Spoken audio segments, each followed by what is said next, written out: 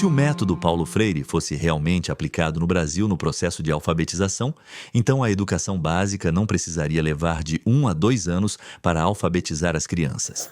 Eric, veja só, uma coisa é a alfabetização. O que é alfabetização para quem é freiriano, como nós da Cultiva Sono? A alfabetização, ele se confunde com o que alguns autores chamam de letramento. O que quer dizer isso? Há autores não freirianos que dizem que alfabetizar é só você decodificar aquele signo que é a letra, a sílaba. Mas para os freirianos, para que você se alfabetiza? Para você se comunicar. Então, para nós, alfabetizar é ser letrado. Letrado significa você usar os símbolos para se comunicar, para entender o mundo, inclusive para recriar a palavra. Então, pela poesia, assim por diante. Então, não dá só para você achar que, para nós, está alfabetizado, se você lê bala, mas bala pode ser um doce e pode ser o que você coloca numa arma. A ideia do letramento é você, através desse recurso da linguagem, você se comunicar com o mundo,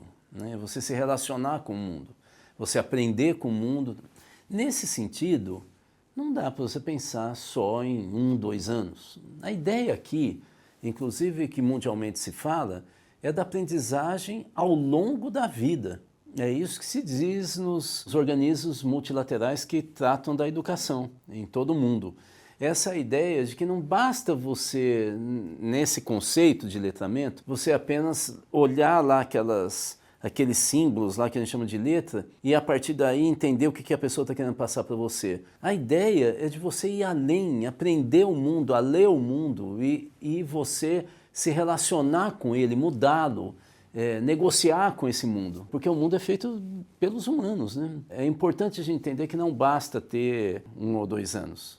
Esquece esse negócio do tempo. Joga isso para muitas décadas, para a vida inteira. A gente nunca para de estudar. Professor Rudá, o senhor costuma dizer que o Brasil ainda não tem um verdadeiro projeto de nação. Qual seria o papel da educação na construção desse projeto e por que parece que ela nunca é tratada como prioridade real pelos governos? Então, Joana, a primeira questão é o seguinte: a educação não pode dizer esse é um país, essa é uma nação. Porque se ele fizer isso, não é um projeto de educação, é um projeto autoritário de imposição. A educação é um meio, né? E é um meio pelo qual a gente dialoga entre nós e dialoga com o mundo. Então, para estar claro. Então, como meio, o que a gente pode é, em primeiro lugar, construir um diagnóstico do mundo. Isso sim. E se a educação trabalhasse já com isso, um diagnóstico da minha vida, um diagnóstico do Brasil, um diagnóstico do Brasil no mundo, tal, isso acabaria fazendo com que cada estudante, cada educando se posicionasse frente ao mundo. Porque o próprio método de construção do diagnóstico partiria da minha vida, do meu sentido, dos meus dilemas, das minhas ambições, né? Então, o método da educação é muito importante para construir um sujeito, um cidadão.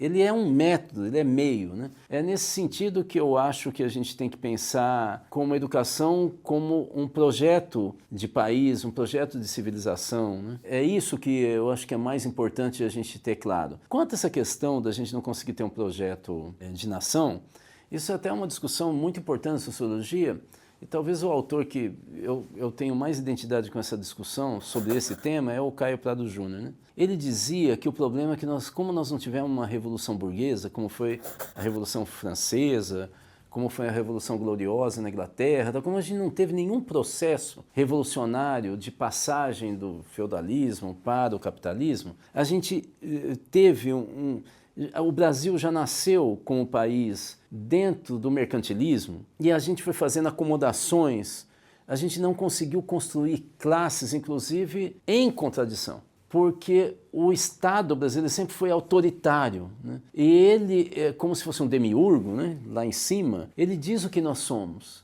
Não são os cidadãos que falam o que o país tem que ser, é o Estado que fala para a gente o que nós temos que ser. Então, isso cria uma classes sociais muito débeis, né? O próprio empresariado brasileiro é extremamente débil, né? Assim, ele não consegue elaborar uma visão de nação, ele tem uma visão completamente egocêntrica sobre tudo, não é?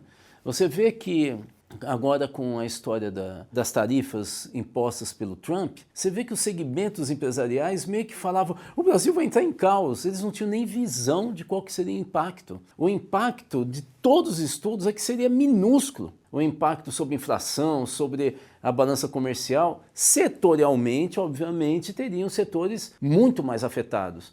Mas cada setor falava como se ele fosse o país e a economia. E nós vimos que aconteceu um desastre, não é?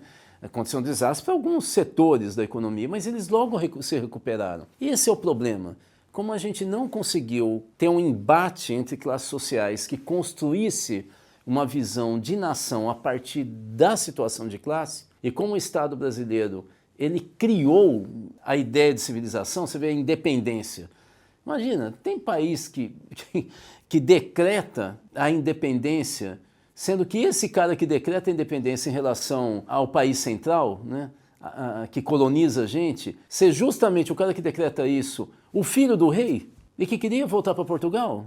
Quer dizer, logo Dom Pedro, o mais português de todos, ele que falou por nós, brasileiros. Você faz um golpe de Estado para impor a República feito por militar, sem ter um cidadão, quer dizer, é algo muito complicado. A história do Brasil coloca o Estado e o poder político meio que dando direitos. Obviamente que isso dificulta para a gente construir uma visão de nação a partir das classes e dos cidadãos. A educação, como método, pode ajudar a gente primeiro a pensar que país é esse, né? Esse programa é um oferecimento do Instituto Cultiva, mais de 20 anos com foco na educação para a cidadania e participação social. Saiba mais no site institutocultiva.com.br.